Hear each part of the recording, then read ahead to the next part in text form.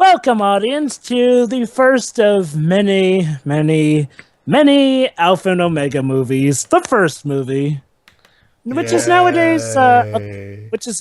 rather a cult classic, and I actually enjoy parts of it. Well, at least still better than the fucking Super Mario Brothers movie being a cult classic, so I'll give it that. And yes, audience, believe it or not, there actually is a cult fan base for the Super Mario Brothers movie. Yeah, I don't get it either.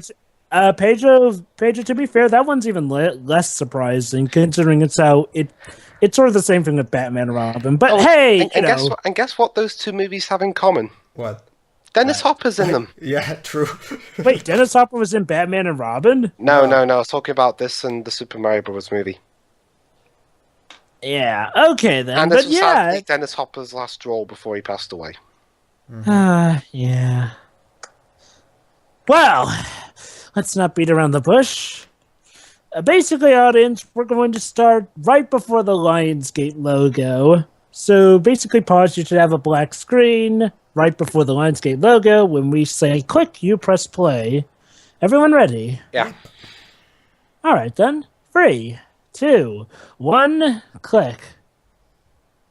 But yeah, if there's one thing I can say that this movie handles actually uniquely is the music. Yeah, yes, it does. the music's actually handled uniquely. How, you may ask? I'll go more into that later on. And if I can compliment it, the animation is actually pretty overall good in this movie. I mean, it's nowhere near the best, but it's good. And trust me, Pedro, you'll be begging for this animation by the time it's out in Omega 5. I've seen Bob Show's reviews. I have a good idea. So Have you seen his Alpha and Omega 5 review? I have, yeah. Oh, so you have an idea of how bad it's going to get? Yeah. Oh boy. So we open on a mountain. That's definitely okay. It's okay. Think you only know the... Yeah, It's insert Pocahontas song. Actually, I was thinking more of Brave, the Touch the Sky segment.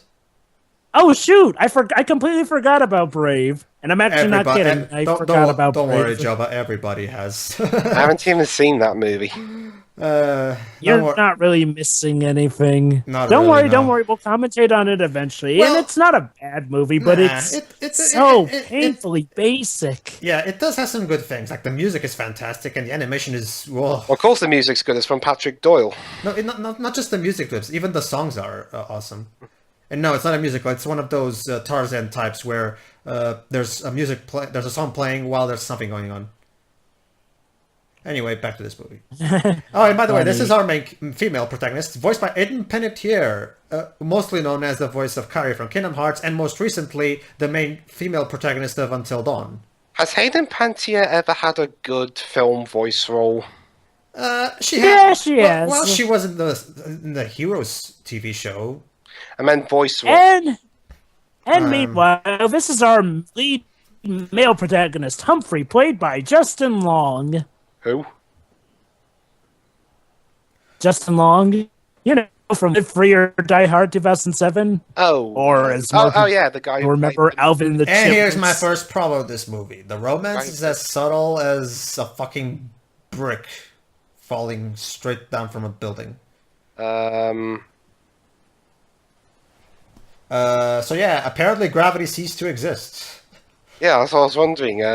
Are they in space, or is this a space simulator that somehow malfunctioned and they're in this environment? Okay, basically the way this movie works is that she's an alpha and he's an omega. Now, before anyone asks, actually, yes, there are such things as alphas and omegas in packs. However, usually packs only have one female or male alpha.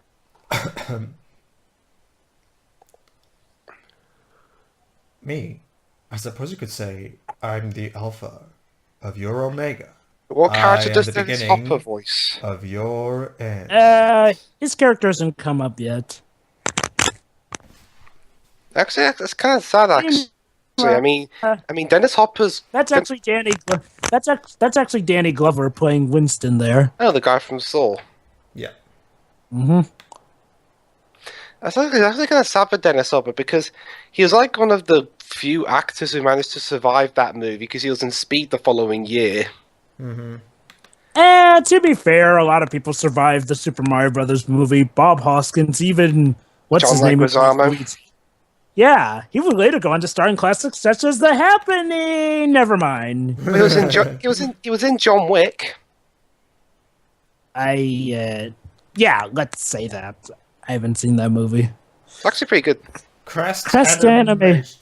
Okay. Okay. You know what? I'm gonna be honest. We wish you when a I Merry first saw Christmas. this, We wish you a Sure, Merry. Harry.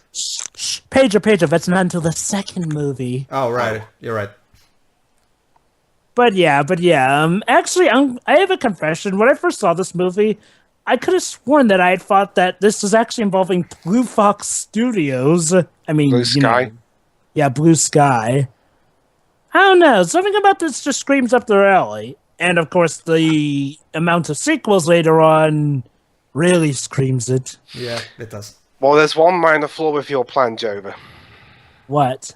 Remember, Blue Sky is owned by Fox, and this is a Lionsgate movie, so... Wait. Hold on. Who owns Lionsgate? No one. Oh. Fox owns Blue Sky. Yeah, I know. That's why This oh, yeah, you're right. This beginning reminds me of the one that I saw in Secret of Nim 2. What a wonderful compare. Well, although I'll still take this over Secret of Nim 2. But Yeah, can I just say, even with this budget, the animation here only looks a little bit better than we had in the first Hoodwinked. Yeah, I'm not quite sure. It's honestly, it's not bad. At least they have a lot of stuff rendered properly. And I will say that, Are you sure? Honestly, I honestly think this film kind of looks a little bit shit. Nah. Okay. This movie is nothing special looking, and it is by nowhere near the best looking of the year it came out. But I'd still say that it's animated properly, competently. There at least is proper rendering, and they look fine enough. And trust me, Dweebs, you'll be begging for this animation when we get to the sequels. Let me guess. The animation there makes the first Hoodwink look like Toy Story. Pedro, how do you think he's going to react by the time we get to Alpha and Omega 5? That's okay. He'll just have to think, well, this is not a foot fight. It'll be better. Honestly, Alpha and Omega 3 almost seems like it's on a similar level of food fight. Oh yeah, by the way, a stampede. Basically, Kate and her fellow alphas are hunting. Here's the problem I have with this movie. Okay, granted, not all movies are trying to be scientifically accurate, but they went so far to actually include the terms betas and omegas, which are actually in the wolf pack. Oh yeah, and by the way, this totally rips off of Lion King. Just saying. But that's the problem. Well, actually, the thing is, I at least give more of a shit for the characters in the Lion King by that point than I do here. We're only 7 minutes in. That and the Lion King ripped that off from Kimba the White Lion, but that's another story. Wait, no, wait. Stampede and Kimba? Yep. What are you talking about? Kimba's father didn't die in a stampede. He was shot. But there was another stampede. But anyway, that's a topic for... Really? Pedro, you're going to try and go that far? Look, I can understand some ripoffs, but if you're trying to say the Stampede was a ripoff, then we're basically saying every film with a Stampede is a ripoff. See, the reason that this is more of a ripoff is because, well, we're later going to see that they try and imitate portions of The Lion King note for note from it. Anywho, they're fighting with wolves from another pack. Oh well, as always, Hidden Panettiere is at least trying to make this work. Obviously, she can't, but at least she's trying, I guess. Honestly, Pedro, the entire cast is trying their best. If you ask me. Well, yes. Well, it can't be any worse than having to imagine poor Hayden Panettiere trying to make Hoodwink 2 work. Honestly, I thought she did a really good job in being a successor to Aiden and Halfway, honestly.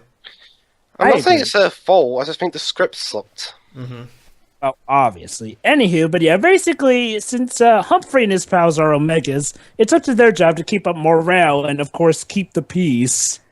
Oh, How funny. Yeah.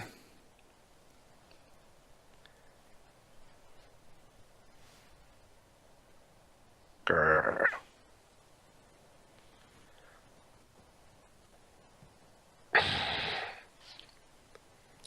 Wait, did he say niggers? No, Omegas. Sorry, I misheard. I thought he said... That would be interesting, using the Omegas on the pack as a metaphor for the black slaves or something like that.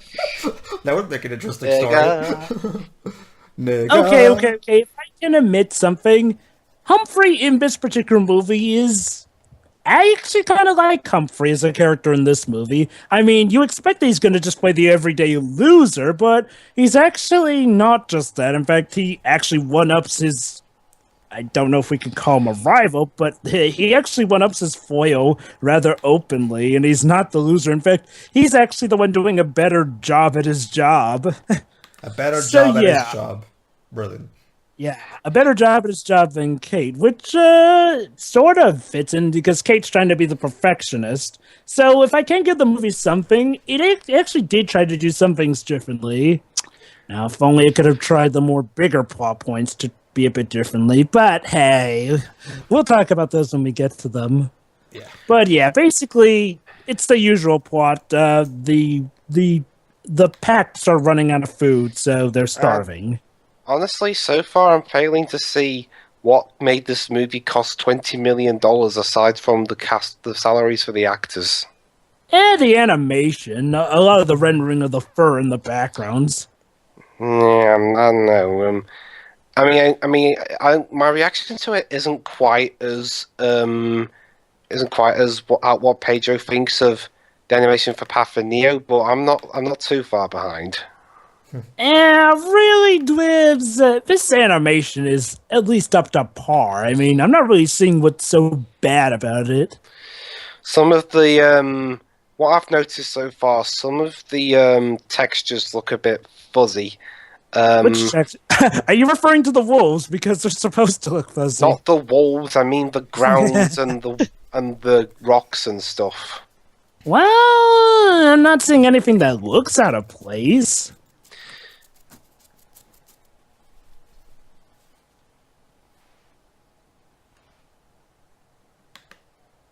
Hey, doesn't that look a bit like Pride Rock? Yeah, it does. It does actually. Yeah, starting to see why I drew that Lion King comparison earlier. Trust me, they're going to have a lot of tiny references. Christina Ricci's in this movie?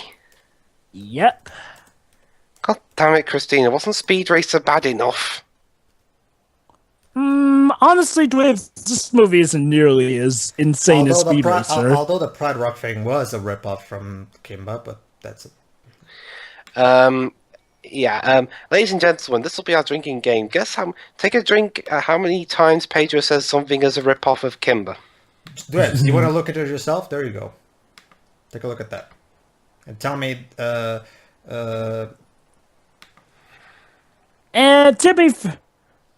To be fair, okay, you could make a case that The Lion King is a ripoff of Kimba, but at least with Lion King, it felt more like, an inspiration. And at least The Lion King actually shared enough similarities with Kimba, like them both taking place in the safari and both being based on lions to see why they would take that inspiration.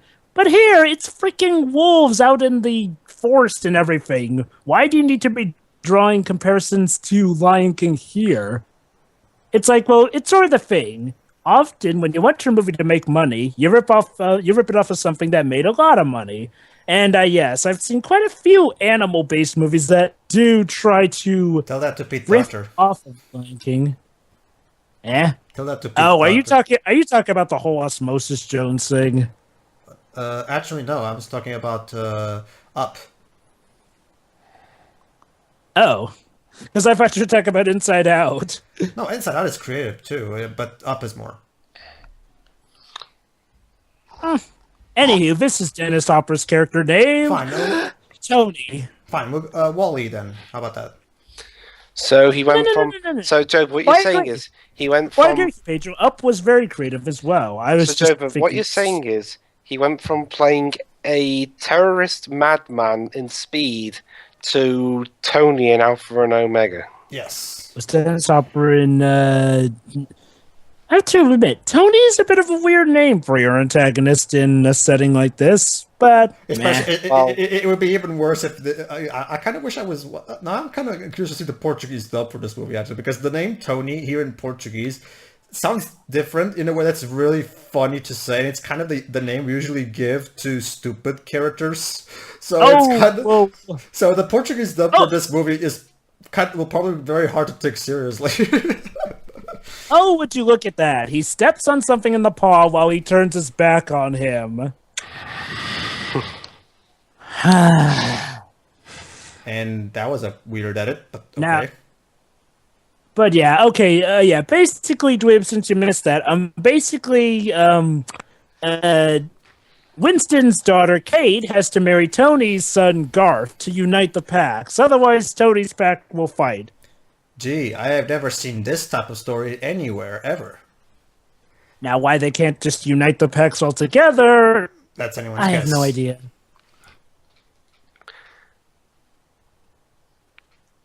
Okay. That was... okay, I'll give you that. Yeah. Yeah, it's like, this movie has its faults, but I still can have fun with it at the very least. Let me guess, you can't say the same for the sequels. Well, no shit. Well, it depends on what mindset you're going in, Dwibs. If you're going with the mindset of this is going to hopefully be at least something I can enjoy, you're gonna be disappointed. If you're going in with the mindset that, oh my god, this is going to be a wonderful movie to riff off of, and this will certainly get a lot of attention when I post at my commentary of it, then cha-ching, I guess?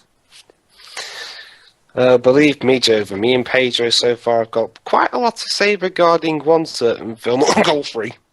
But we'll get to that later. Oh man, I hate that movie. I hate it. Could it be worse than United? Oh, yeah, now let's go back to that talk I said about the music. Now, if there's one thing I can appreciate this movie for, it does something akin to Happy Feet, like where they communicate through dance, through singing. But here it makes sense, since the wolves actually sing in their howling, and it actually does go into how wolves actually do choose their mates through howling. So how they incorporate music with the howling is actually pretty neat, especially since the music's actually good. So Jova, what you're saying is this movie does something better than George Miller. George Miller? He directed Happy Feet.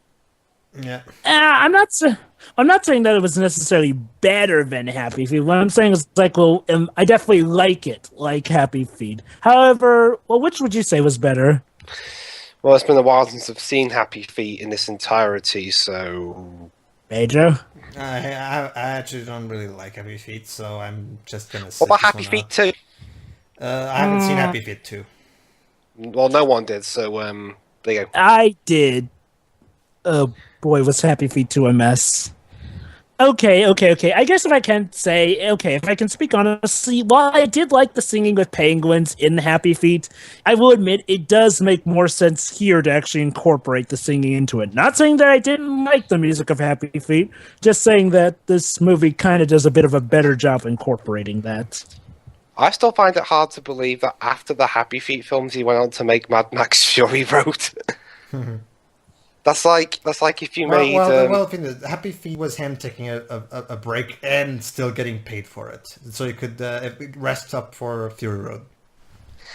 Yeah. That'd be like if you had that'd be like if your first film was made for toddlers and then your very next one's a hard R-porn, hardcore violence movie.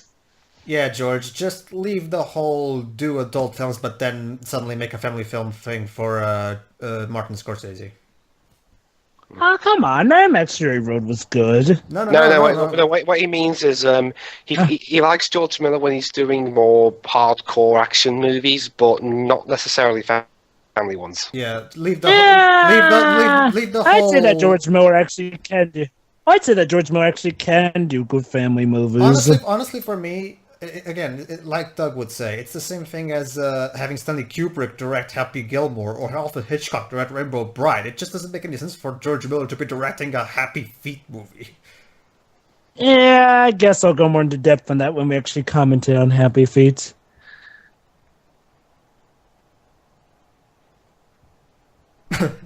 Yes. He's actually one of the better characters in this movie. Who's this guy voiced by? Let's see. Isn't he then his Hopper character, actually? No, we saw his character earlier. We already met the Dennis Hopper character. Dennis Hopper plays his father. Garf is played by Chris Carmack. Chris Carmack, what's he done? I'm checking, don't worry. Shirtless picture on his Wikipedia page. He's done a bunch of stuff I haven't seen. He was even in the sequel, Alpha and Omega 2. Mm-hmm. A Holiday Adventure. Ha ha ha ha ha. That's a pun on the level of fucking Bubsy. He was in Type 0 HD. Oh, he was?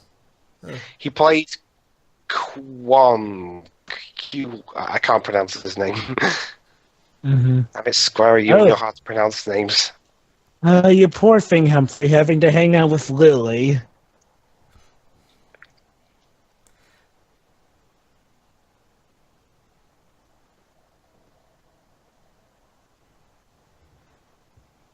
I'm going to tell you. In song. No, not really.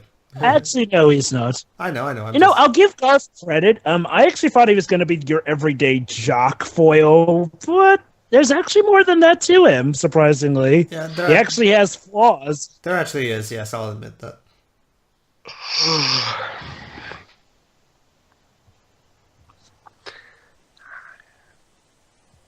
He can't owl. Yeah.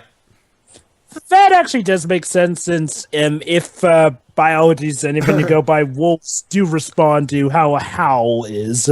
Oh shit, Nicki Minaj is singing again. God.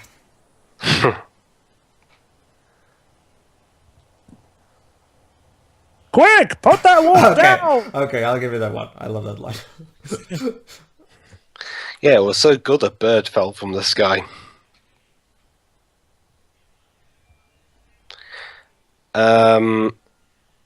Yeah, that's not the way you... Yeah.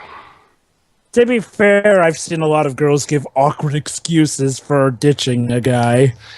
Just say, sorry, you're not for me, good night. Do it tactfully, of course, but still. Just leave him there. That edit felt like a movable edit, where it felt like they sped up the footage instead of her having her actually run. I'm actually looking forward to, when we do an Overball movie, to see if my theory of rather watching one of those than Tomb Raider 2, the movie. Depends on which Overball movie you're talking about. If it's a little dark, yeah, it can be fun. If it's something like Blood Red 3, Okay, I should limit my criteria. An Overball movie that had a theatrical release. Fine. House of the Dead, definitely. Ugh. Then those games kind of sucked anyway, didn't they? I wouldn't know. But anyway, we've got... See, that's the problem. Sometimes with these characters, I can't tell who's voicing who, because they all look the same. Justin Lang is the dude, and Eden Panettiere is the girl.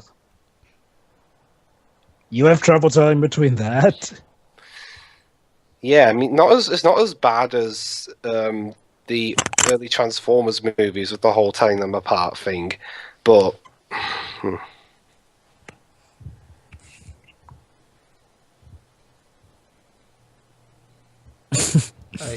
What?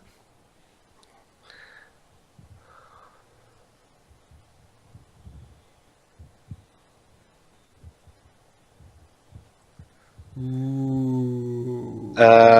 Madagascar did this kind of joke better, honestly.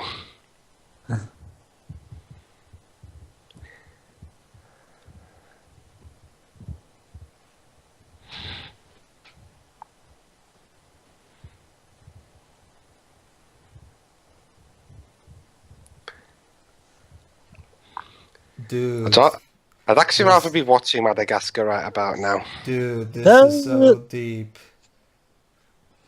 Those effects, those color-changing effects. I'm pretty sure Windows Movie Maker can do that. Well, this did cost only $20 million, so... It's interesting because I actually really hate the Madagascar movies. I like the first one. I haven't seen the second or the third. Oh, I love the third one. Honestly, Jover, the trailer for the third one put me off seeing it. Me too. That with the whole zebra with the wig thing. That's just It got annoying real fast. that's just so fucking cringeworthy. Oh my god. That's sort of how it was at first, but then surprisingly, when people actually saw it, that stuff was actually rather contained. It turns out. Eh. There were better animated films at the time anyway. What year did that film come out? 2013. Honestly, Madagascar 3 was actually a pretty fun film and was regarded as one of the best of the year. I'm surprised. Even Doug actually liked that movie. Actually, Doug is a fan of the Madagascar movies. Actually, Oh, I know that. Yet I know he that. hated Monsters University. don't even. Honestly, don't okay. even get me started on that. Okay. Seriously, Dweebs, you should at least see Madagascar 3 before you judge it like that. I guess, yeah. I mean, Meanwhile, Paige we've was got at two least seen prison Madagascar. cells talking to each other. Yeah, I mean, Paige was at least seen Madagascar 3, but you got easily put off by a trailer. Actually, I've seen 1 and 2, and I hated the second one so much that no more. Sorry, Joe, but that second movie sucked balls. Well, yeah.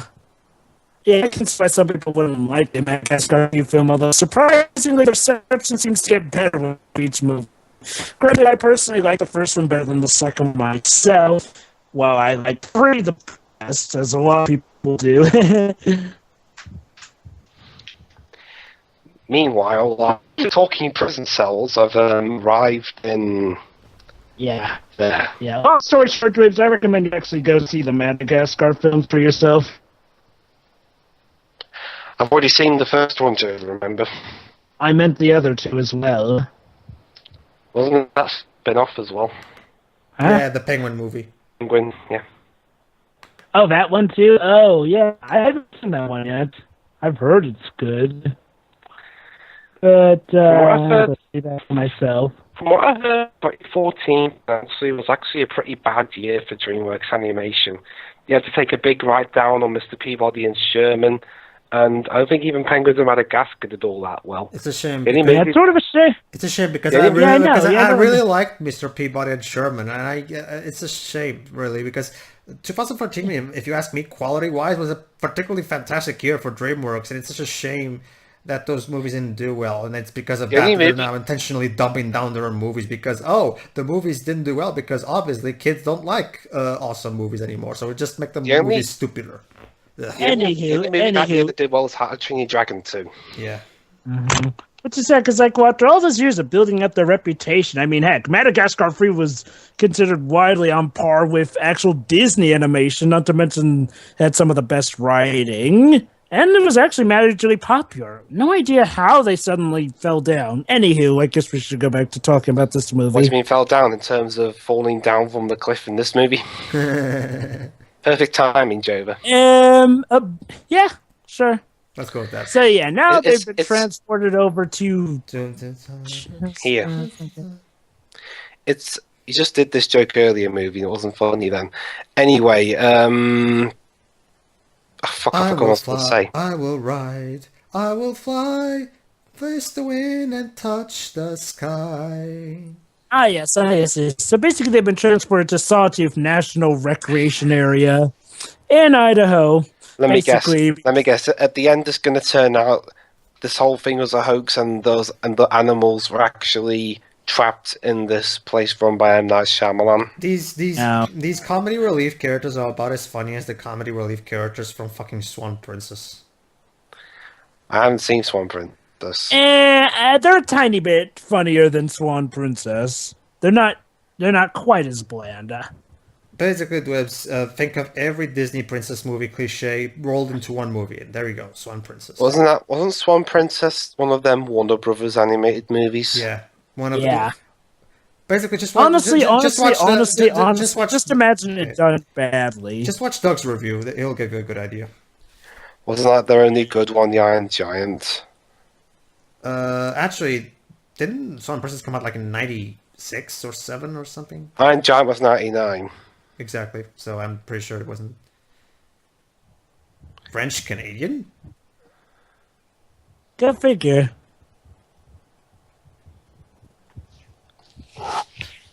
Well, they speak French in Canada. Okay, let's compromise. French Canadian. How about that? No, bullshit. That's physically impossible.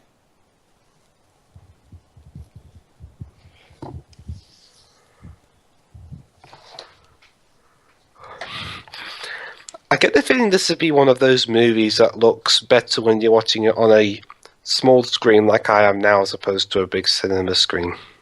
Oh, seriously, Dwebs, the animation's not bad. It's passable, I guess, but it's definitely not that good. Yeah. I mean, it's not spectacular, but it's adequate. I guess I'm just spoiled. True. Look at it this way, Dwebs. At least with this movie, unlike Food Fight, it actually looks like actual animators worked on this. Yeah, as opposed to whoever the hell was working on that movie. Okay, I'd make a Lion King quip about the thorn brush. I was gonna mention I'm just gonna let that one go. Actually, it's interesting, Jova. I was actually thinking of Sipping Beauty, actually. I was thinking SpongeBob. Well, that too. Yeah, but since we're going on the Lion King theme, there was also that. I was thinking SpongeBob, actually, Jova.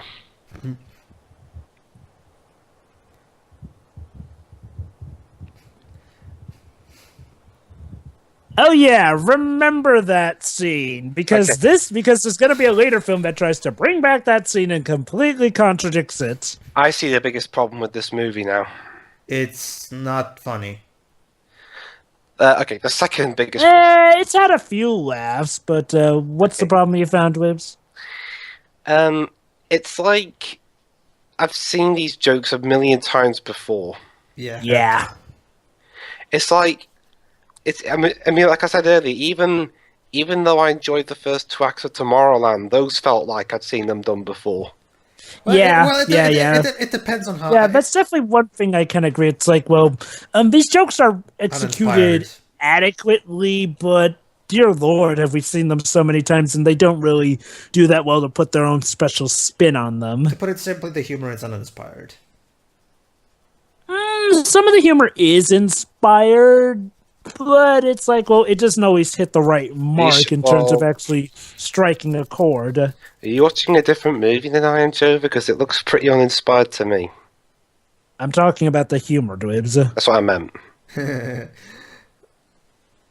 I said some of the humors, and the few jokes, the ones that actually kind of laugh out of Pedro, but it's like what I'm saying for the most part. I did like that gag where the guy was howling like shit, and then he's like, "Was it good for you too?" Which is a clear nod at the adults in the audience. So I like that, yeah. And what are you gonna say, there are some other gags that got a laugh out of you. That's what I'm saying. Is like, some of the humor actually does work, but for the most part, yeah, it is quite uninspired. It's like, so I guess, you can't wait for what? I can't wait for us to commentate, or at least me showing you episode 20 of Yokai Watch, because as Jova can confirm for me, the jokes in that episode are like, I've never seen humor like that in the cartoon in general. Like, it's just so like, Jova knows what I mean.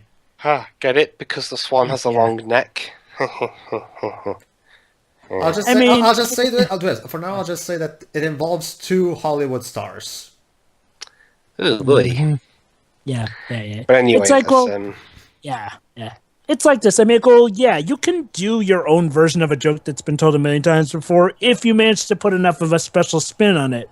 Shows like Sonic Boom Yokai Watch, and what's another one I was thinking of? Oh yeah. Even Avatar: The Last Airbender. Do jokes that you've seen a lot of times before, but they put their own special spin on it that helps you to laugh. Whereas this movie, while it does do some jokes relatively well, a lot of the jokes are done exactly the same way you've seen them before. Yeah. So it's not so much that they're bad, but it's like, yeah, I laughed at this before.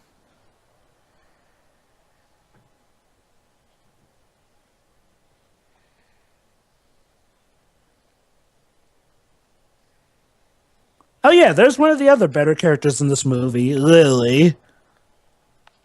Who's Lily? The white one? This one, yeah. And Lily One is... by Christina Ricci. Has Christina Ricci ever been in a good movie? I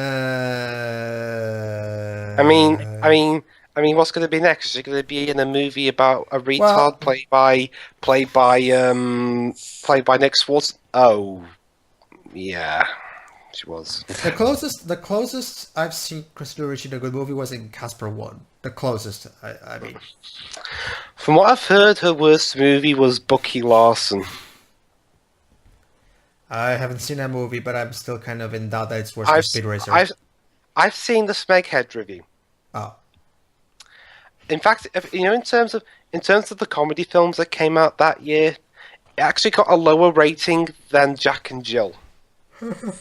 And yet Jack and Jill still won out as worst.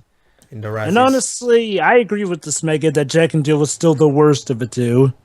Well, that's not to say that Bucky Larson's all that much better. Obviously. Paris the Thought Dibs. And hell, that movie was written by Adam Sandler as well. And now we know why they made a movie about wolves, because their humans don't look that good. Oh yeah, remember these two characters, because again, they're sort of gonna come back one way or another in a later movie. Again, this is kind of like a slightly higher budget version of Hoodwinked. The human characters don't look that good, but everyone else looks fine. Oh, see, do you get it? Opposites attract. Of course. Honestly, in terms of low budget animation movies, I'm going to be starting with Hoodwinked on this one, because animation. Hoodwink had better writing than this. Yeah, I mean the animation of Hoodwink was terrible, but at least it had better writing than this. Let me put it like this: Hoodwinked was okay in terms of animation.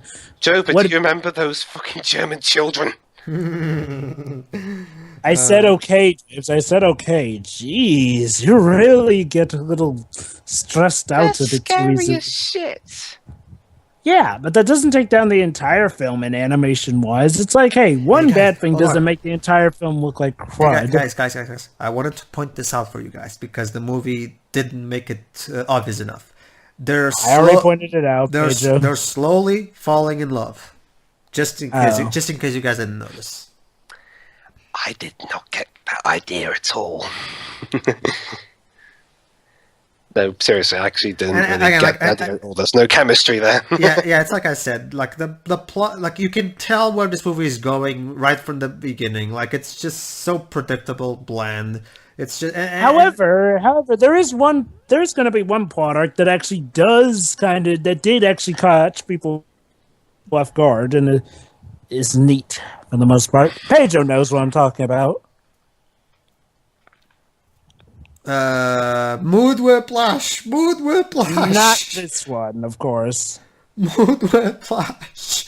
Yeah, let's suddenly go into a really dark murder scene to that. Also, why is he wearing a Nazi soldier hat? No, Pedro. That's World War One, I think, with the hat. Whatever. Why is he wearing a German hat? Why is he wearing that? Because some bikers do that, and he's a wolf that can do that stuff. Okay, and here's guys. one of the better plot elements, actually. The relationship between Lily and Garth, which isn't contrived, actually makes sense, and is actually made to help further develop their characters. Yeah, even Bob Show Almost makes you wonder why they weren't the main heroes of this movie. Yeah, even Bob Show put it out in his review. Why couldn't the movie be about them? Is this like that? Is it like that subplot in Battleship where I'd much rather have been watching the disabled army guy as opposed to Taylor Kitsch? Yeah. I guess it's kind of different since the movie somewhat balances out us focusing on the two pairs, but yeah. Anyway, guys, if you want to see the filmography of the two directors of this movie, I'm leaving the IMDb pages with you right now. Oh I'm not boy, gonna read- he directed Brother Bear 2. And Huh. 9. Why am I not surprised? I didn't like 9. That's the only film of Leica. That's another thing. We have to watch a Leica movie at some point because aside from 9, I freaking love Leica. Well, okay, Box Trolls was okay. Oh, I like Boss Trolls. It was okay, but it was nowhere near as good as Coraline and Paranorman. Paranorman's so fucking wrong? good. Paranorman's so fucking good. I love that movie. What's wrong with 9? It's like it has fantastic visuals, but the plot is near non-existent, honestly. I need to see 9 so I can judge that for myself. What is it with movies named after numbers having no plots? Honestly, Dwibs, we don't know that yet. We haven't seen the movie. We don't know yet. Yes, I don't know yet. Anyway, back to... Ah, look, a flower. Oh. And that's it, Pips. I hope you enjoy the flower because that's the last you'll be seeing of the flower. No, the flower was my favourite character. Don't worry, Dwibs. We'll get later scenes It's with like- Lily and Garth. We it's just like- have to make it through the scenes with Kate and Hump, our actual main hold on, heroes. Hold on to it. So it's like an how funny. Yes, I know who John Lennon is. Anyway, the point is, so it's like in the last season where your favorite character was the chair. Yeah. But yeah, the flowers got more life than the I like the dresser better. The dresser was cool. But the chair gave such a good performance. All it did was just stand there. It had more emotion than anyone else. Meh. All Anywho. it did was boringly stand there and fill clothes. But anyway, we got... Privacy. Oh. Yes, why- because remember, guys, us men like to have our privacy as well. Why did we have Yeah. an entire scene dedicated to this dog taking a piss? Don't look, he said some men are more squeamish, okay? And yeah, I'm actually being serious here. There are... Yeah, we Yeah. know this, we know. Anyway. Yeah. Ooh, That- these human models. That kid looks on par with Hoodwinked. Actually, no, Pedro. Hoodwink's faces look much more deformed. Like they came from... Yeah, you're I right, know, actually, now that I think about it, yeah. Like they were born from that ugly woman in Food Fight. Yeah, at least this kid actually has some motions to the face. Mm. Uh-oh. Oh.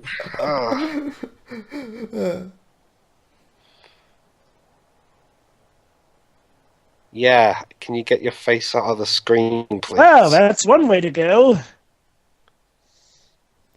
I'm just gonna stand there so I can let you leave. Nope. Wow, that guy's so incredibly slow at shooting a gun. Okay.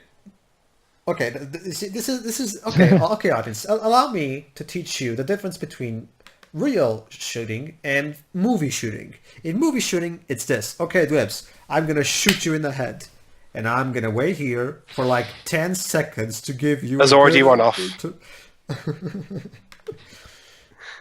And now for real shooting. Hey, Pedro. Hey, Dwibs. I got something to show you. Yeah. Bang! Okay, can I demonstrate my own? Go ahead. Pedro, Joper, I need to tell you something. What? Hold on, I'll be right back. Bye! Well, I got Jover in the nuts at least. Ouch. No, you didn't. And yes, this is me over the phone, so I don't get shot. Come back. Another. Joe, Okay, are you sure Humphrey, are you sure the sequels are worse than this? Yes, they are. Believe it or not, yes, they are. Dwibs, this movie is tolerable. It's okay at worst. The sequels. Trust me, Dwibs. By the time we get to even the first sequel, you'll be begging for this movie again.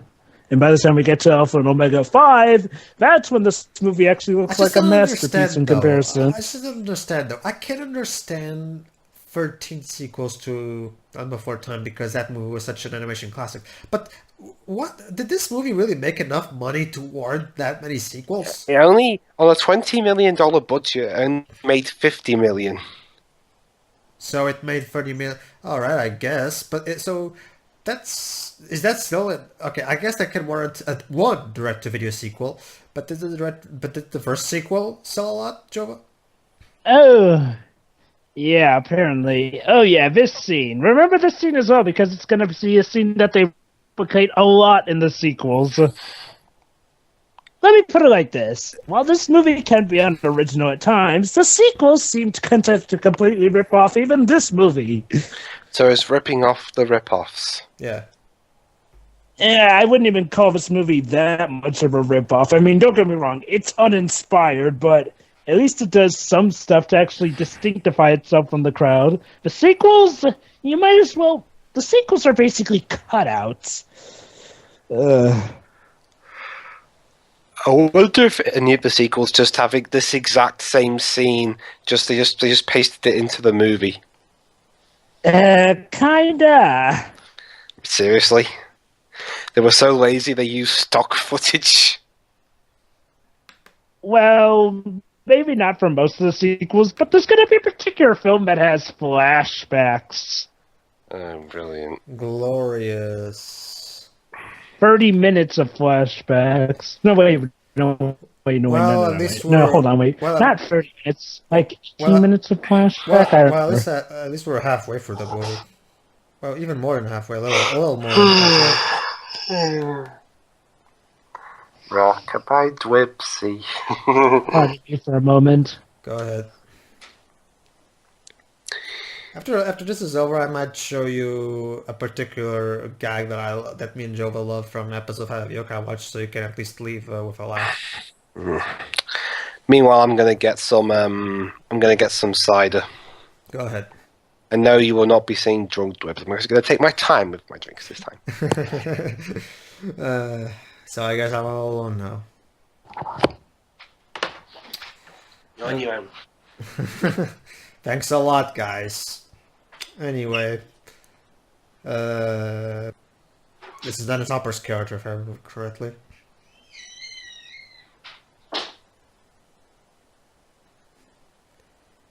And that's my performance, everybody. Hope you liked it.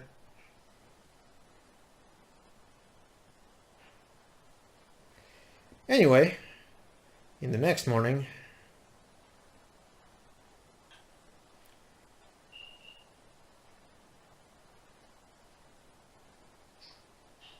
Yeah, sure. Be more unsubtle about it.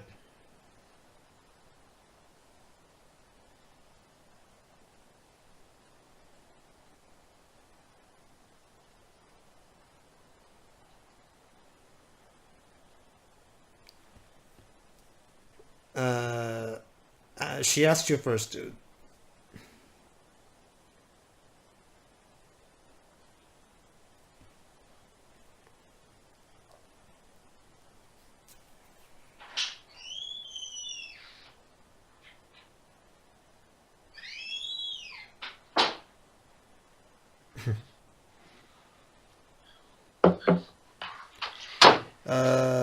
Why are we seriously talking about this? This doesn't seem very relevant to the plot, does it? Because the thing is, the cans I've got are bigger than the ones I had last time, so I'm only going to be having that. I'm only going to be having that one. All right. Meanwhile, now we're having a completely irrelevant conversation with the comedy release. It doesn't really seem to really have any importance. I'll drink to that. Also, did you just shoot that ball into a map painting? Yes. The the obvious answer to when your animation studio doesn't really have that much of a budget. Fire 3D shots at a matte painting. And Garth is Kicking the log to juggle it. he's showing off for Lily. All right. Oh.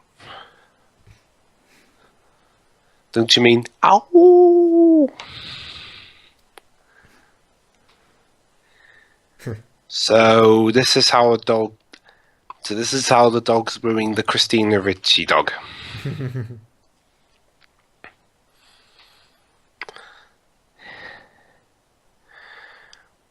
Okay, Pedro. Question: If you had to watch a movie with Christina Ricci in it, which would you pick? This, Bucky Larson, or Speed Racer? Neither. I'll pick Casper Warp because even though that movie is severely flawed, I can at least enjoy some stuff from that movie. There are some really good scenes, and James Horner's score is fantastic. In fact, I might pick Casper next time we do a Dog-Tale movie night, because even though that movie is very flawed, I still kind of enjoy it.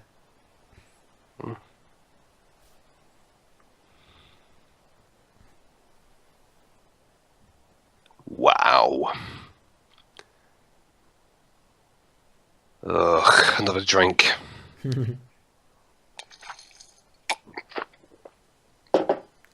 Dwebs, I don't know if this is a good idea.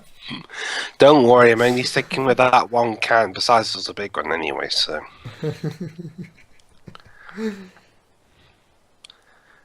All the contents of that one can are in my glass right now, so yeah. And I'm taking my time this time, so no drunk Dwebs. Might get slightly tipsy Dwebs, but other than that. Ha. How adorable, I guess. Oh my god, this animation again. It didn't even look like he came out of snow, it's just like he just phased through it. Yeah. Another drink.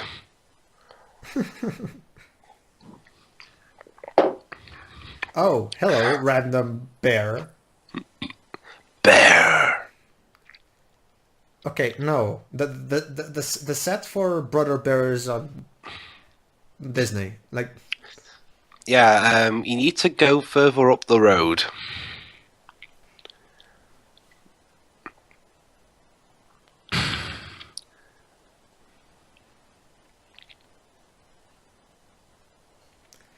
and so let me get this straight. The movie's logic is that she likes him better now because he threw snowballs at a bear.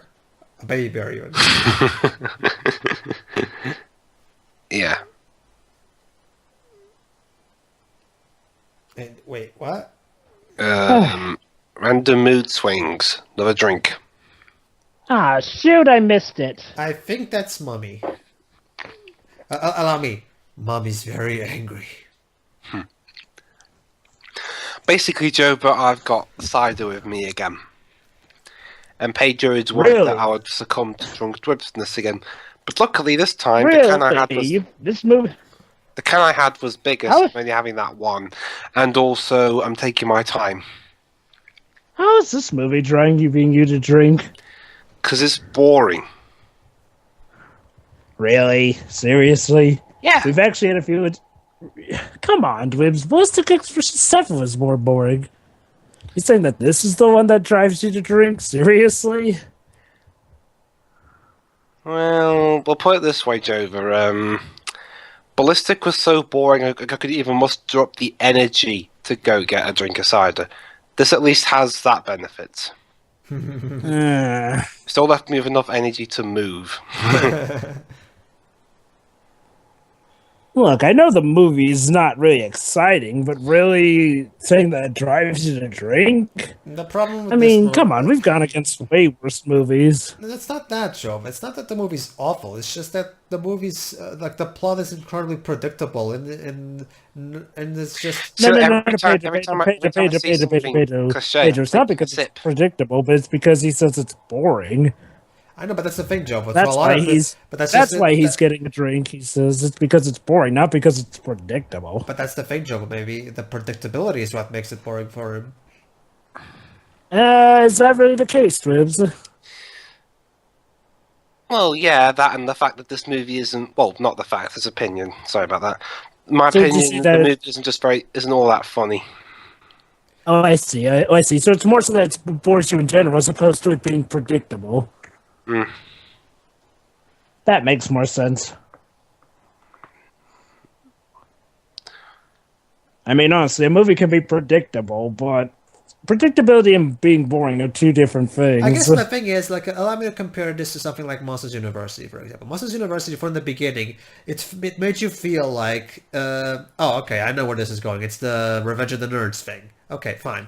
But then, when we reach the third act, the movie completely throws away the Regiment of the Nerds format and goes for something completely different, and it basically plays with your expectations. So that movie did the whole predictable thing a lot better than this movie. Yeah, I can agree with that. I mean, I don't particularly care for University as much as I do other films, but that movie still definitely has its merits.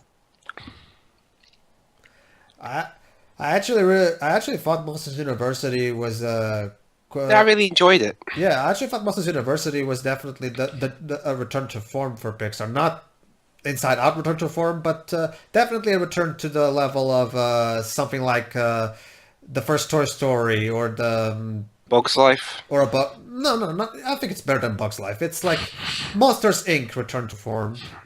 Yeah, I actually kind of like the Bugs Life. I guess I could say that it's on the level of Bug's Life. So yeah, Kane. Honestly, I thought it was much better than Bugs Life. But I actually like. Don't get me wrong, I like Bugs Life, but Monsters University in general had better writing and had a much more. The main reason why I love and defend that movie so much is the message. I freaking love the message of Monsters University. It's such a bold message to put in a kids movie.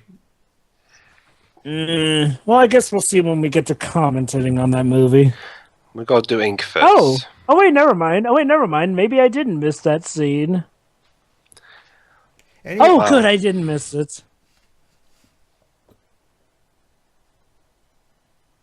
I actually can appreciate this. Lily is actually trying to help Garth out with his problems legit, whereas Garth's helping her come out of her shell. Okay. And the thing with Lily and Garth is like, well, they don't. So this is the scene where Trevor steals the train and... Oh, no, wait, sorry, wrong game.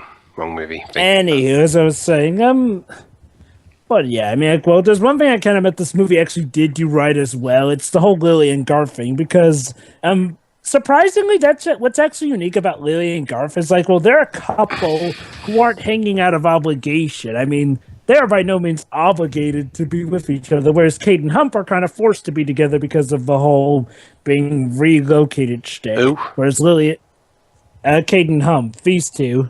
Oh. Mm-hmm. Whereas Lily and Garth actually hang out because, well, hey, they want to hang out. And in doing so, they're actually going to have a relationship that actually makes sense and comes out of legit methods. Which is... You know, okay, yeah, that's actually something done unique. Why couldn't you have focused more on these two? Yeah.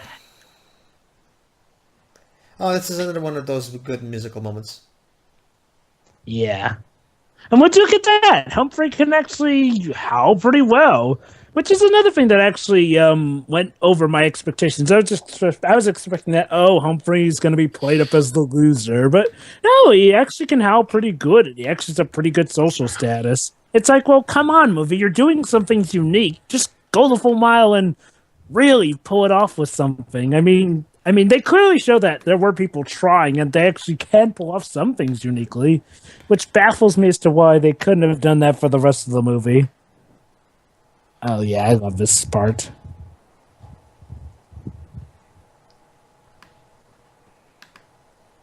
And yeah, the visuals actually go well enough with the singing that it brings out those moments.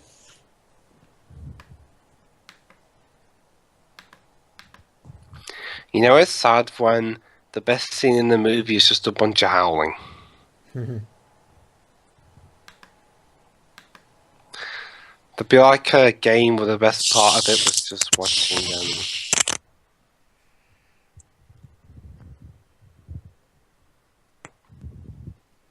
The only problem with this is that there's no way they can make those wolves can actually make those sounds for coming out from their mouths. So that's kind of weird. And that's sort of the idea. It's like, what's I mean, the same the thing? reality would be like this. I can forgive that since, like, well, I guess they're obviously showing that this is how the wolves hear it through their ears, whereas humans, I guess, can't hear all those things. But yeah, that scene was beautiful. Can't wait till they actually manage to ruin it in Alpha and Omega 5. I mentioned 5 a lot. What about 2, 3, and 4?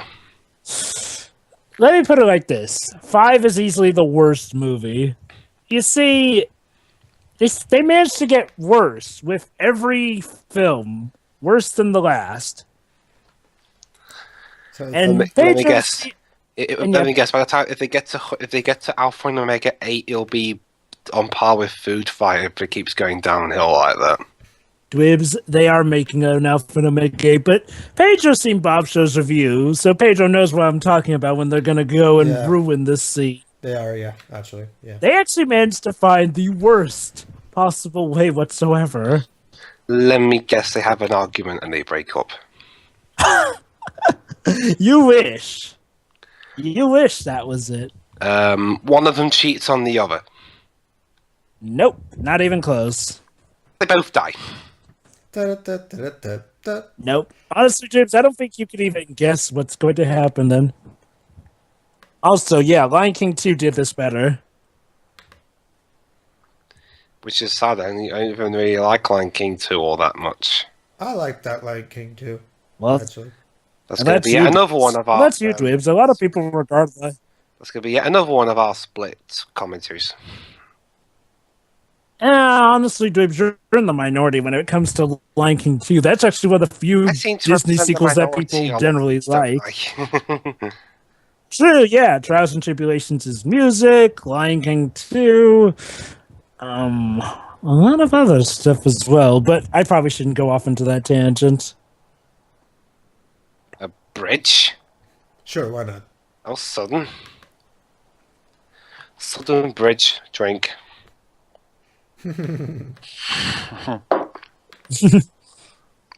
Yeah, it's like I say. I mean, yeah, this movie's not special, but it can definitely get a few laughs out of me. You sure it's not just because of me and my random choices to drink after I say something in the movie? Obviously not. Besides, it even got a chuckle out of Pedro occasionally. And yeah, even after all that, I she's mean- not fast asleep. I mean, I know you don't like this in particular, Dibs, but you gotta admit, at least it's handled competently, at least. It And I'll is. say, if, It I is. mean, it's like I said though, for its budget, I know it's only $20 million, but The animation doesn't even look bad. I mean, it's adequate. I mean, okay, look, dudes. I'm speaking to you honestly. If you were talking about any of the sequels, I'd understand what you're. Oh. oh great, this movie Okay, turned into that- the third act of Tomorrowland now. Okay, that happened. Anywho, as I was saying, I mean, I go, honestly, dudes, if you're talking about any of the sequels, I will understand where you're coming from. But this movie is competently made. The animation is adequate. The writing, while by no means unique, is still good enough to qualify for a movie. And there's nothing really that bad about this movie. Honestly, that's like I said, this movie's just kind of boring. It's not the most boring movie I've ever seen or anything like that. It's just Yeah, I mean, you can't even really say that's the most boring film. It's like, well, I mean, I get that, but I mean, well, from the way you're coming off, it almost sounds to you like this is almost It's interesting. borderline real. Is bad. it, okay. How about this? I'll reveal another minority thing that I have to make up for yours. The most boring movie for me that I've seen is Return of the King, and the reason for that is because it's the only movie that I saw that actually made me fall asleep while watching it. I am not even kidding. I even have my brother as my witness. Like I swear to you, not even Ballistic made me fall asleep. And we're doing the extended editions of those films. If I can admit, I sort of fell asleep during watching the second Lord of the Rings film. Not because I didn't like it. I mean, I was actually invested, but I was really young, and well, the movie was so long, I sort of fell asleep. Then again, to be fair, it was also in the middle of the long bus trip that we were watching it, but only was it longer than any movie I'd seen before. Again, it goes back to my main problem with Peter Jackson. It's like he missed the classes in film school where they taught pacing. Honestly, the Lord of the Rings films I feel are still genuine masterpieces. They're his best movies. Don't get me wrong. It's just that I just cannot stand the way I don't think he even edits anything anymore. Honestly, he actually did edit those movies. It's like, honestly, he was trying to stay faithful to the book, and it's a movie adaptation that works. Is it like your usual movie adaptation? No, but it's still legit. That's my exactly okay, my problem guys. with it, The reason, let's focus on the movie. The reason why I said we're doing the extended editions is just so we don't have fans going, you didn't do the extended editions. They explain stuff better. Funny how you didn't want to do that for Blade Trinity. We did do the other scenes for that, so... Blade Trinity is shit either way, so... Yeah. Yes, please, shock him to death. Murder in a kids' movie. Wouldn't be the first time. Wait till we get to Alpha and Omega 5. Oh my god, yeah, I think I might have just figured out the whole thing you mentioned about the pair earlier. Huh? You know, you said the pair... Something happens to that pair, that howling pair earlier. Something stupid happens with them. Yeah. Are you gonna say one of them gets murdered? So let me get this straight. All they needed to unite the packs was just someone to actually give them that idea. No. She's still gonna marry Garth, apparently.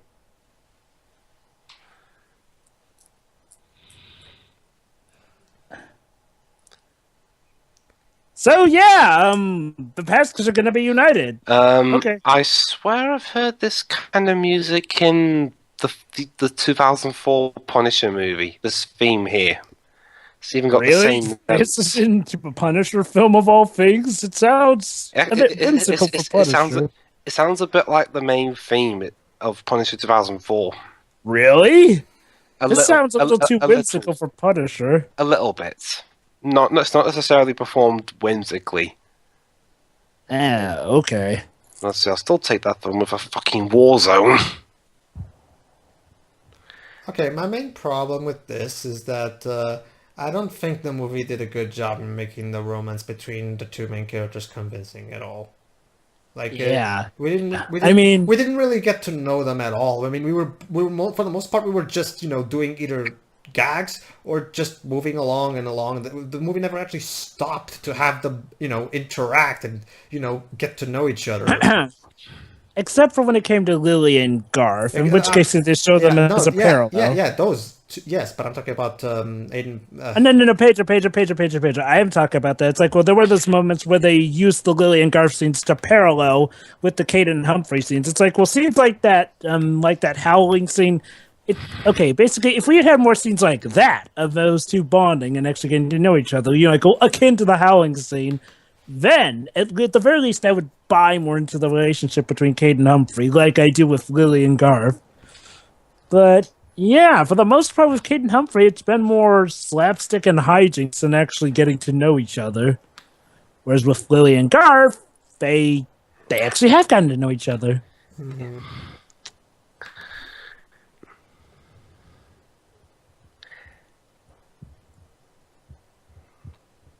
So, as you guys seen what I put in the chat? Yeah. Not yet.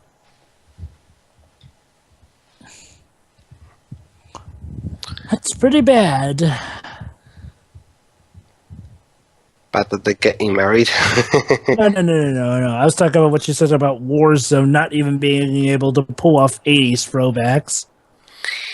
Yeah, the way Warzone did it was that it made the film look incredibly dated and like 20 years out of date. Because it just gets boring real fast. Mm-hmm. Which is sad. I mean, Ray Stevenson was actually not that bad in the movie. That and the direction kind of sucked. Yes, Humphrey, by all means, go visit the bears. Bears? Bear! This is not over! Bears! Time for a game of disappearing bears. Pedro, you're supposed to do the Charles Heston one then. I already did it. Yeah. Yeah, but I mean... Yeah, I know that, but I mean, we were going to be doing the free series back-to-back. It kind of... I want the bear. Whatever at the moment. Okay.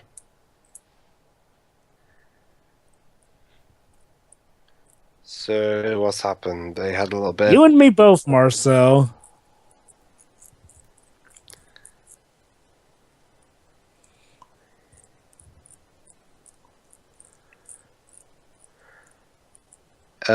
Wait. This was... If this is going the way I think it's going, where's the Charlie Sheen dog going?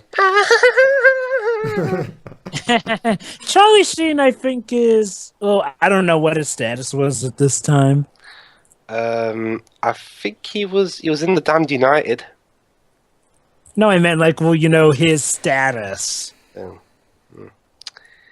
I gotta say, Charlie Sheen plays a pretty good arsehole football manager. I wonder why. Charlie Sheen. No, Michael Sheen. Oh. Well, you were saying Charlie Sheen. No, Never. that's different. That's different. Michael Sheen is the greatest person that has ever been born onto the earth. I got mixed up, sorry. The same guy who did the creepy laugh also played a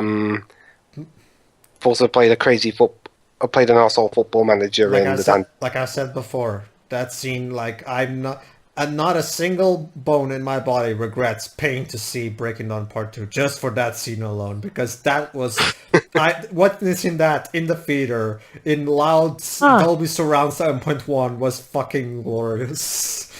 Yes, there go the two birds, Patty and Marcel. I'm sure we'll never see them again. Don't worry, they'll be in every single sequel.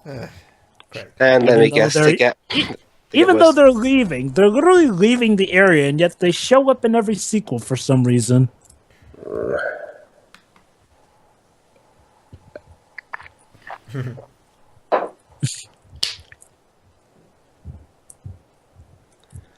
I see Wiener.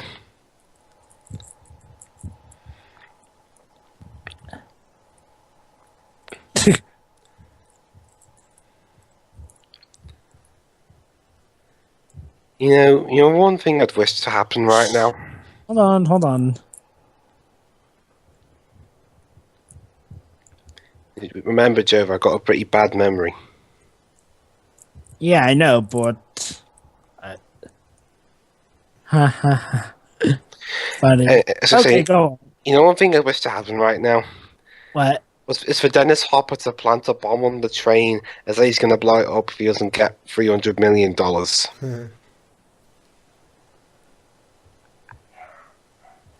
Oh yeah, that's right. There's this whole thing about alphas not mixing with omegas.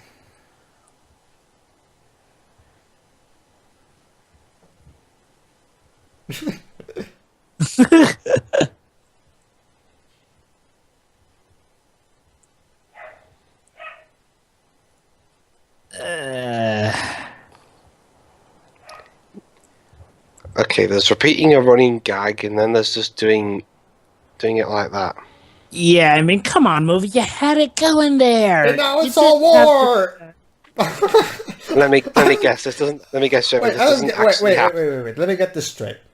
There's two alphas and two omegas in love with each other. So the solution is to kill everybody. Yes, take the pack. Oh yeah. So what you're saying is Twilight Breaking Dawn ripped this off? Yeah. Also, Dwibs, are you ready for us? Actually, Dwibs, I'll take Breaking Dawn Part 2 over this because the battle in that movie was a lot better. And again, Michael Sheen. But Pedro, it was ruined by one thing. I know. Yeah. Also, Dwibs, you ready to rip off Lion King directly now? Long live the king. Really? Actually, this looks like it's ripping off more Lion King 3. And now a sudden weird filter there, but okay.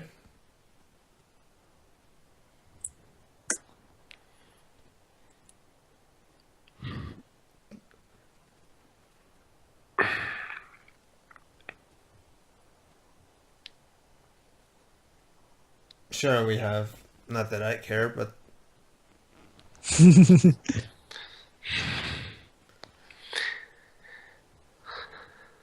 Where's Hans when you need him? Are there any sides you could run to? There's There's that crap. wide open space there. but Wibbs, we have to rip off the Lion King. Lion King. Yeah. There's wide fucking space. Dwibs, Lion King, popular. We need money. Fuck, no, fuck that. We need to. Yeah, it's not like they could run through that gap over there.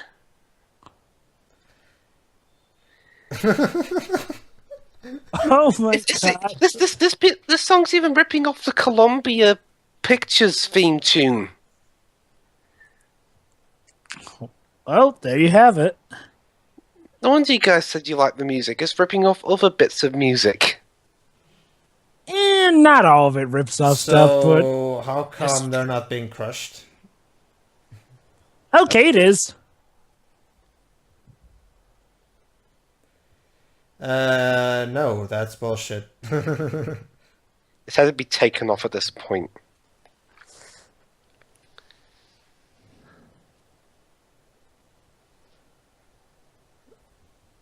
And they both died. No, Humphrey's okay. No. What happens is, Dwebs, even though he shielded her... Hold on. Kate's dead. Yeah, like anybody actually believes that. Anyway, Lion King. except Lion King Mufasa was actually dead.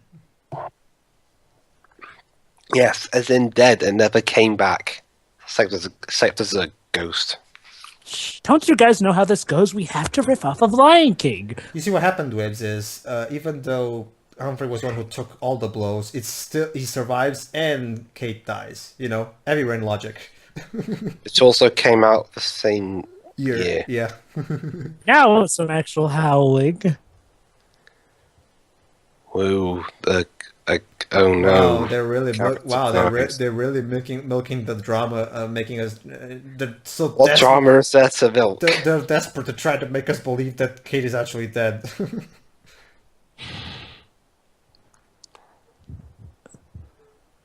Good singing voice, Dennis. Good singing. Actually, I don't think it's Dennis doing that, but fine. There's no other voice role listed for Tony while he's singing, so I guess we can just assume it's Dennis Hopper. Actually, it could just be the choir from the orchestra. No. They always list an alternative singer whenever someone else does do the singing. Unless it's Lion King back in the day, but that was 90s. Reminds me who's doing, aside from us three, who's in the speed commentary? Me. Oh, I don't know. Tio, maybe Shiroi. We'll see what happens. Because one thing's just when we get to speed 2... And look at that, guys. Look at that, guys. Now that the day is saved, everything's going back to being bright as opposed to being shaded red like it was. Wonderful. Just like in Lion King and Lion King 2, but I digress. Maybe it can work. There's one thing that being trapped in a stampede and seeing my daughter nearly killed taught me. I've got to say, so far, despite having half the budget of a certain film I'm going to mention that I've seen a review on, this looks slightly better than Delgo. I have no idea what Dogo is. It was an independent animated film that was Wait, never mind. They're back. It used to be the biggest opening bomb of all time ever until Oogie Loves came out. Hold on, Dwibs. I like this scene too. So I already said it anyway. Alright. But yeah, actually, never mind. Patty and Marcel are back, so okay. I'll give the sequels that they at least have a reason for them to be there. Because they were already there. Wonder why Bob's show riffed on that. Let me guess, Joe. Let me guess. Hold on. The characters here come back, but the actors don't.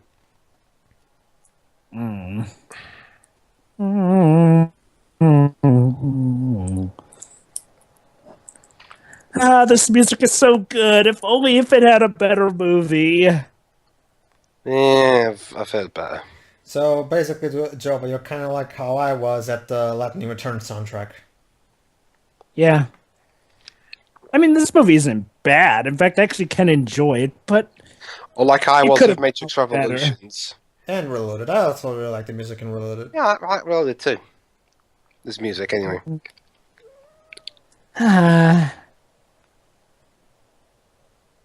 the sad thing is that looking at the sequels, this actually does feel like a masterpiece. But yeah, an overall satisfactory ending. So And that, dedicated in memory of Dennis Hopper. Yeah. yeah. I've seen worse films to go out on. And now we're going to see a lot of concept art and all the So we end all on a the- behind-the-scenes documentary. So that was Alpha well, and I mean, Omega. I guess there was actually effort behind this. Okay, I'll go first in this movie. This movie, how should I put it like this? Okay, looking at it in different mindsets, I gauge it different ways. Looking at it as someone who has had the displeasure of getting to see the sequels because, well, a friend of mine really likes Alpha Omega, this movie feels like a masterpiece in comparison. Now, let's talk about the movie itself. It's not an overblown work of genius, but it's still an adequate, if not overall good film. The characters are overall okay. Granted, some of the character interactions I don't buy as much. The animation is definitely adequate, and sometimes actually looks pretty good. I see that there's a lot of effort, and yeah, while a lot of stuff does come off as uninspired and definitely unoriginal, the movie still has some of its own unique works that at least distinctify it from the crowd. And I'd still say it's an overall fun film. I definitely recommend getting this film's soundtrack, of course. I mean, the music's the best thing. I do like how it incorporates howling as singing. And yeah, I guess I would recommend this film, especially since it does have some good plot points. Garth and Lily. But yeah, I guess that's it. It's technically a good film, by no means a bad film. I'd recommend giving it a watch. Good? Okay, Me? yeah, I guess that's it for me. Go ahead, Ibs. Honestly, I can't really see where Dover's coming from. It's nowhere near the worst animated movie I've ever seen or anything like that. I've seen far worse. But and yeah, I apologize for my very deep voice at the moment. But Like I said, it's an adequate film at worst. But I mean, like, well, it's still overall- competent. But overall, the movie is just really bland and boring and generic and stuff. So, Yeah, I can see where you're coming from on that. It's like I say, this movie is adequate at worst. I consider it good and fun, but yeah, audience, you've seen this story told a lot of times. yeah. And that's I was me done. expecting it to watch, but for its small quirks, but yeah. Just watch it once, and then I don't think anyone would probably want to watch it again. This is actually, I'm okay with watching it. this is actually my second time watching it. Yeah. Unless you really And have it to watch will- it a second time. I mean, Uncle, it's not a bad movie to have to rewatch. I mean, like I said, the music is definitely easy on the ears, although in that case, I would just recommend the soundtrack. But it's by no means bad, and you can definitely get fun on riffing on it. It's like, well, how can I put it like this? It's like, Yeah, we've already talked about your final thoughts. yeah, of course. Alright, now I'll end this. Yeah, like, I like the music enough. But aside from that, this is just a very bland movie. Like, to me, it just, like, there's nothing particularly terrible or even that bad. I mean, yeah, there's an occasional bad joke here and there, but then again, even great movies usually tend to have those. There's nothing particularly terrible or even bad about the movie. It's just that it's bland and it's uninspired, and because of that, there's nothing to pull you through, and it's just like it's just one of those movies that's just going through the motions, and it's just not this so like there's so like there's so much lack of. I think what you're saying is like, well, it's very there's a big lack of ingenuity or actual unique thoughts, but it's like, well, it's literally like copying and pasting it, and it's like I say, you can do that if you put enough of a special spin on it, but this movie doesn't do that enough, I'm guessing. Like Musketeers University did, yeah, for me. Because just to finish my thought on that, I'll defend any movie that actually has any kids movie actually. I'll defend any kids movie that has the balls to actually flat out tell the message of kids that no, that whole thing that kids movies usually say, that you can do anything as long as you believe, if you can try hard enough. No, you cannot. Sometimes you're just not good enough. Yeah, it's funny you mentioned that because Alpha and Omega 3 is going to do something like that. Actually, I really appreciate Pixar for being brave enough to actually tell the truth. I actually appreciate Pixar for being bold and enough to tell kids flat out the truth that no, yes, it's true. Working hard is good, but sometimes you just have to realize that you're just not good enough to be what you want to be. Sometimes you have to confirm yourself with being something else. That's just how life is, and I'm glad Pixar. But anyway, I'm going on a tangent. Well, I can definitely appreciate the films, even Monsters University. I mean, okay. It's like I say. I mean, I actually like Monsters University. I just don't really consider it that as good as a lot of people are making it out to be. I mean, don't get me wrong. Not a lot of people are making it to be all that good actually. So, then I must have been hanging out in all the right places for you, because usually I hear a lot of people regard it as a masterpiece. I mean, don't get me wrong, I like it, and it definitely does a good job of laying its messages. However, there were a few things about it that just... Just mention something in the chat. All right, everybody, we're already pretty much talked about everything we need to talk about this movie. So see you for Alpha and Omega. See you for Alpha and Omega. 56 at this rate. See everyone. Dwibs, we have quite some groundwork to do. Trust me. Whereas this movie was boring, like I said, you'll be wishing for this movie, and you're gonna have a lot of material to work with in the later movies. Are those other movies short at least? I think they are, actually. Well, okay, so here's the thing. The second movie was like one of the few movies that they actually did make an actual sequel out of. The later movies, for some reason, go for more of a cartoon movie sort of thing, where they're like 30 minutes long, or 49 minutes long, or 50 minutes long. Well, I guess, like I said, I believe that it doesn't matter how long your movie is or how short your movie is. You could be just as bad or worse as a...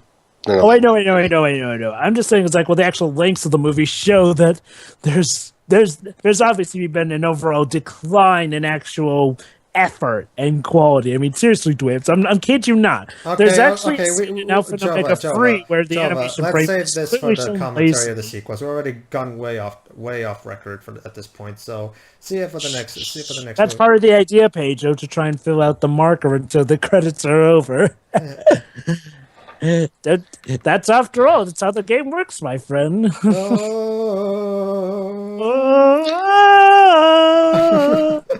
Yes, ladies and gentlemen, welcome to us trying to dub over the wonderful music of Alpha and Omega. All right, everybody. See you for the next movie.